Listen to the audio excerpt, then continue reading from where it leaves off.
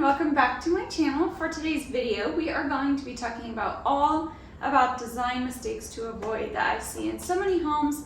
I want to be able to help you guys on figuring out what those things are that you need to avoid, as well as how to fix them and what to do differently. So I'm ready to just get right in. I have 10 tips for today, so let's just go ahead and get started.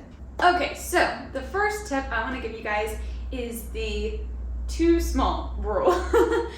So basically anything, like any type of furniture pieces, any decor pieces, so many people do things that are way too small. So I always say go bigger than you think. Go way bigger than you think. I still have to do that. I still struggle with it personally. So I know, and I see it in so many homes where everything is just way too small. So make sure you go way bigger than you think you can. And it normally looks so much better, more luxurious, and it looks more like a designer did it in that space. One thing too, it also kind of helps, make sure you're doing rugs. So rugs are very important because they can also be like too small in a space, and it will make the room look smaller if you don't get a big enough rug. So make sure you do rugs the correct size.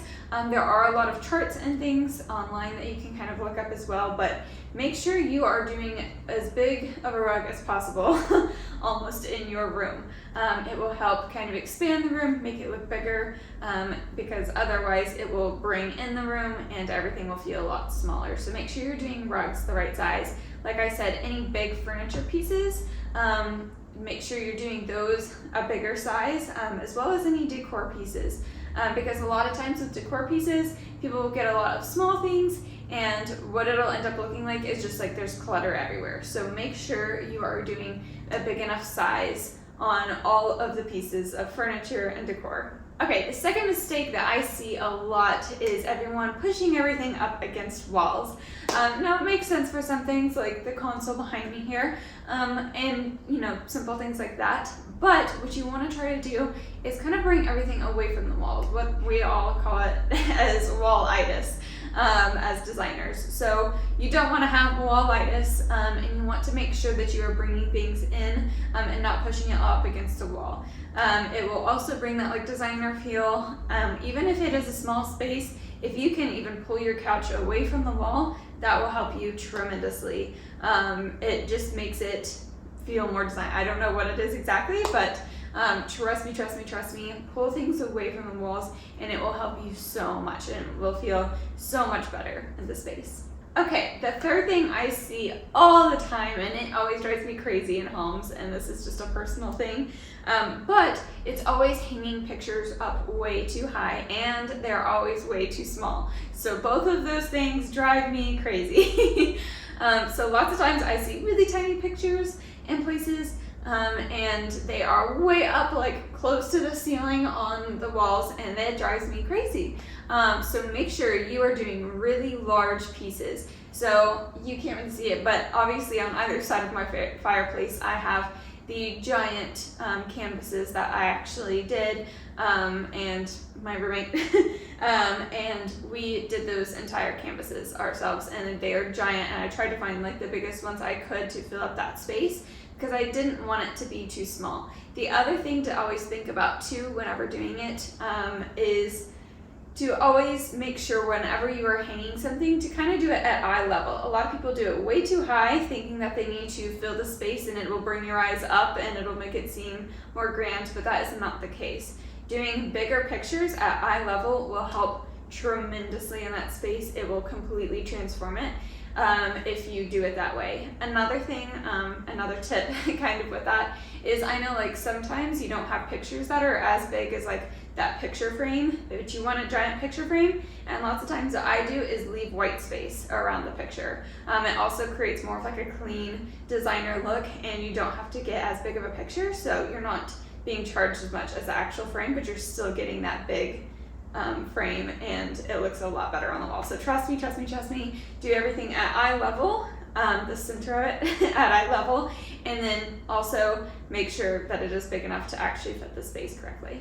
Okay, the fourth design tip that I want to give you is I noticed that like a lot of people will do a ton of different colors. They don't know their color palette, and that is, if you are eclectic, it's okay to have crazy colors everywhere. That is part of the design style. However, most of the time people are not, and they just don't understand the color palette.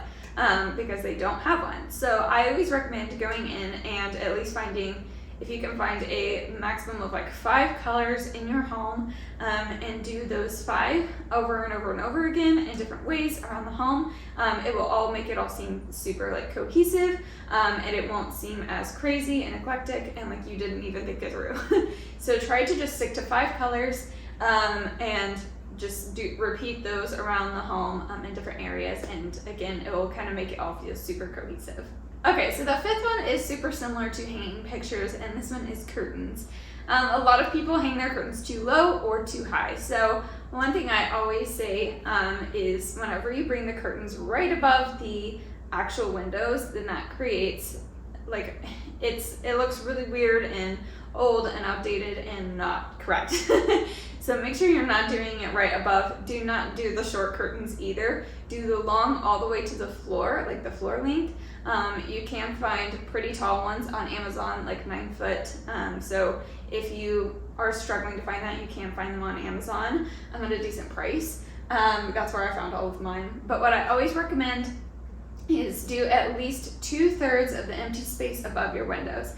My windows are so close to the ceiling that mine are almost to the ceiling, but make sure you're doing at least 2/3 of that space going up and then putting the curtain rod above that. Because otherwise it will kind of pull your eyes down, it will make the windows look smaller, and you don't want that look. So make sure you are doing full length curtains that will touch the ground, and also make sure that they are at least 2/3 of the space between your window and the ceiling. Okay, another design mistake that a lot of people make is matching furniture. So, of course you want to kind of match design styles and things like that. However, it is okay and actually more designer to kind of mix and match your furniture pieces. So, for example, if you're looking at a bed set, if you want to do your bed frame as one thing, then go ahead and do your nightstands. Obviously match your nightstands, but don't match them to the bed frame. Do something that complements them, that matches your color palette, but brings out a different color or a different, you obviously still want it to all complement each other, but try to do something a little bit different. Don't make it all matchy-matchy, and that will also help tremendously on making it look more designer. Okay, so the 7th tip I want to give you is to forget, like a lot of people forget about function.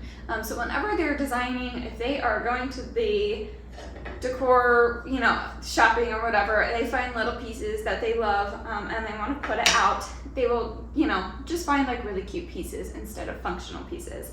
So with a lot of design work that I personally do, and I know a lot of other designers do, is we try to make things function. So for example, I'll just give an example in my home. So lots of people who are struggling with losing keys because there wasn't a place for the keys, right? And it didn't make any sense on where to put them.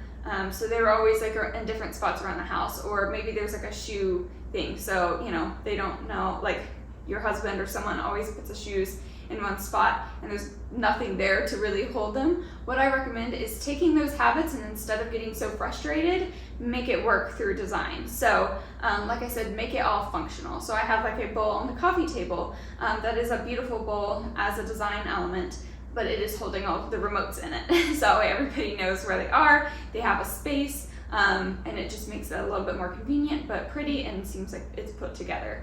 Same thing with keys. On this table behind me, that little black bowl holds all of the keys. So you can find my mail keys, a bunch of different car keys, all the different types of keys. They are in that bowl right there, and it makes it easy because once you walk in through the garage or through the front door, it's kind of right there in between the two. So it's easy to grab and go or drop it off as soon as you come in and go out, and that has helped the key thing tremendously. Also putting like baskets or a bench or something like that where everyone always drops their shoes off will help tremendously, because then whenever they take their shoes off, the basket is already there, so they can just put it in the basket for you. So kind of work around other people's habits in the home and kind of try to find functionality where it also meets design, and it'll make it all a lot more cohesive. Everyone will agree.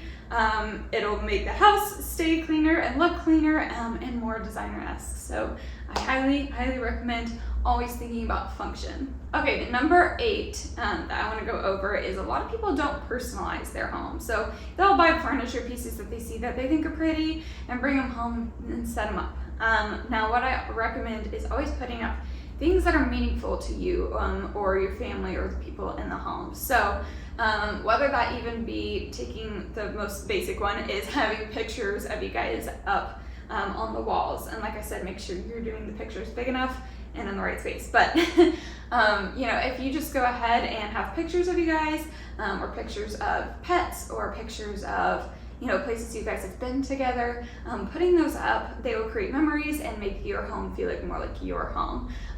If you don't like to do family pictures and that kind of thing, because I know some people are a little bit weird about it, do things that are more sentimental to you, or something that you created or someone else created. So again, on either side of the fireplace, I have those art pieces that we created. Like we actually built the console table behind me. Like in my kitchen, I have the bottle of wine that my dad gave me for my 21st birthday out on the counter. I have little things here and there that people that come into my home might not even realize, but they are all super meaningful to me, and it makes it feel even more special and personalized. So make sure you're adding a little bit of a personalized touch to your home. It'll make you feel a lot better and more homey being there. So I really highly recommend doing that. Okay, another thing that I used to never do, and now I'm like, how can I never have done that? And that is greenery. Greenery, greenery, greenery. So make sure that you are buying real plants or fake plants. So this one is a real one. That one obviously back there is going to be a fake one. I have fake and real all throughout the house and almost every room because it brings so much life into your space. It adds a little pop of color without being too much of a color. If you like to do more of like a neutral like I do. So make sure you are doing it that way.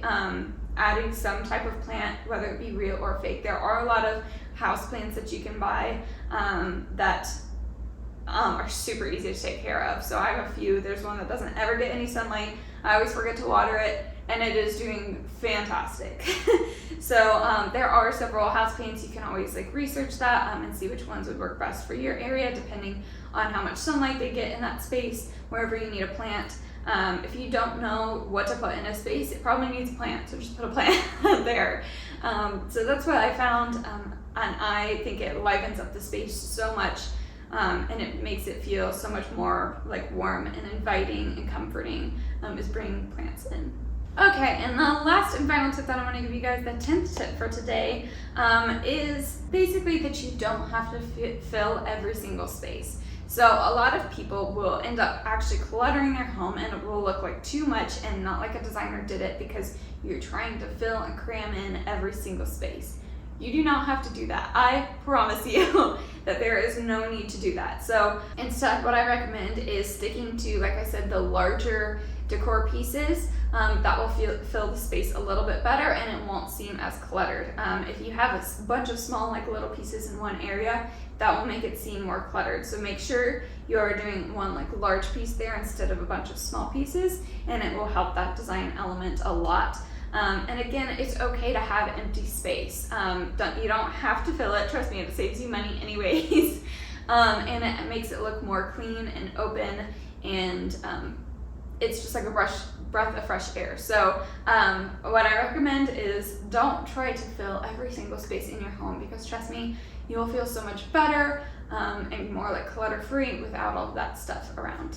Alright you guys, that is it for this video. I hope you guys enjoyed. I know this one was a design instead of an organization video, so let me know what you guys think down below. If you guys do like the design videos as well, I would really appreciate your feedback, and I will see you guys in the next one. Again, thank you guys so much for watching. Bye guys!